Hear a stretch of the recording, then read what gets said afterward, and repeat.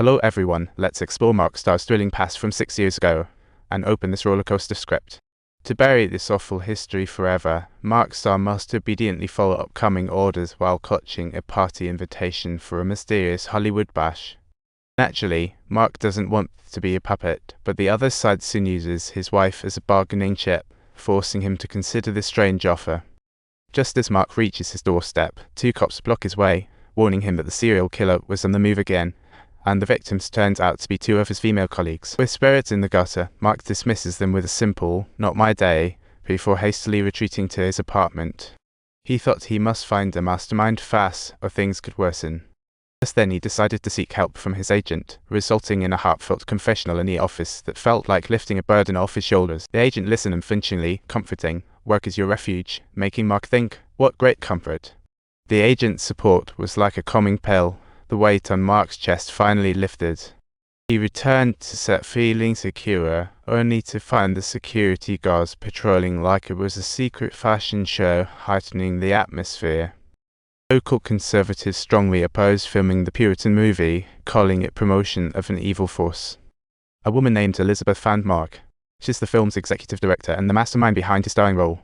As she took Mark on a tour of the set, Elizabeth excitedly shared some uplifting, inspirational quotes. In the end, she solemnly advised him to cherish this opportunity. Just as they talked, the classic cabin from the horror film Psycho appeared in their line of sight.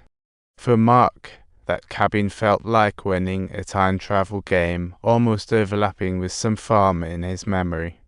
Until Elizabeth gently tapped him, dragging Mark back to reality, and he hurriedly said goodbye to the set. On his way home, unease crept up. Mark saw someone tailing him. On closer look, it was the detective he'd met before. Subtitles, gripping his car keys firmly in hand, Mark strode forward with resolute steps, as if preparing for confrontation with the forces of darkness. Once home, Mark lay in bed, desperately trying to memorize his lines, unaware that their text concealed subtle hints about murder. Meanwhile, downstairs, his friend was preparing to close up for the night, only to be hit by a chilling wave. Just like the hints in Mark's lines suggested. The demon was silently devouring everything, until the innocent fell one after another into the abyss. The next morning, a crowd gathered downstairs, and when Mark rushed down to see, the victim turned out to be his close friend. He was ready to rush in despair, but was stopped in his tracks by the police. To trace the true culprit, the police took Mark back to the station, explaining that this case mirrored previous ones perfectly. The police suspected the victims might share some mysterious connection with Mark, who was growing increasingly anxious. Subtitles, thus, he firmly refused the police's in-depth investigation, but the female detective stubbornly continued to beg him for clues, leaving the exhausted Mark with no alternative but to go back to the film crew. Mark was late due to his friend's incident, and the director's face darkened like a cloud rolling in. He sternly warned Mark that this was the last time he'd cut him any slack, no more trouble. After filming, actress Liz cheerily reminded him that sticking to the director's instructions was the key to a smooth performance. This made Mark feel slightly relieved, but then she mentioned going to a party at that Hollywood hilltop, which made his heart skip a beat. Was there something unknown hidden there? Mark's heart was a whirlwind of emotions. Just then, the detective reappeared, clearly not letting him go, brandishing a weapon and scaring Mark into a hasty escape.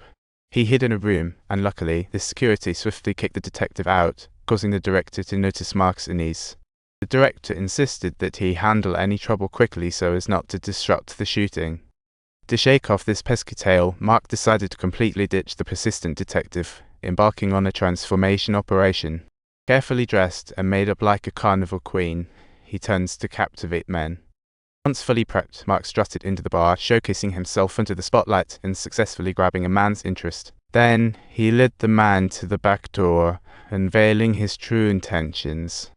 The agent, already in ambush, suddenly appeared, knocking the man out, and when the detective woke up, he found himself locked in a car.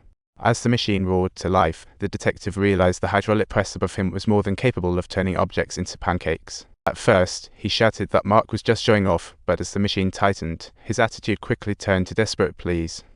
The cold hydraulic press ultimately crushed him mercilessly into bloody pulp, leading to an exceptionally gruesome scene.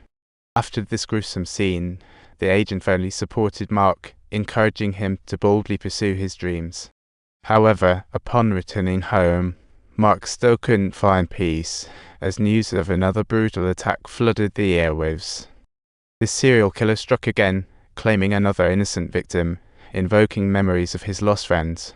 His heart was heavy with ominous premonitions. The hilltop villa seemed to be the crossroads of all clues. After much inner turmoil, Mark decided to take the risk of exploring the hilltop villa, hoping to save Liz. Soon, Liz stood alone at the foot of Hollywood Hill, unaware that she had caught the police's attention.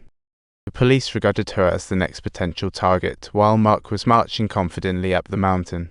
He pushed open the villa door, greeted by an eerie silence, as if even the wind dared not intrude.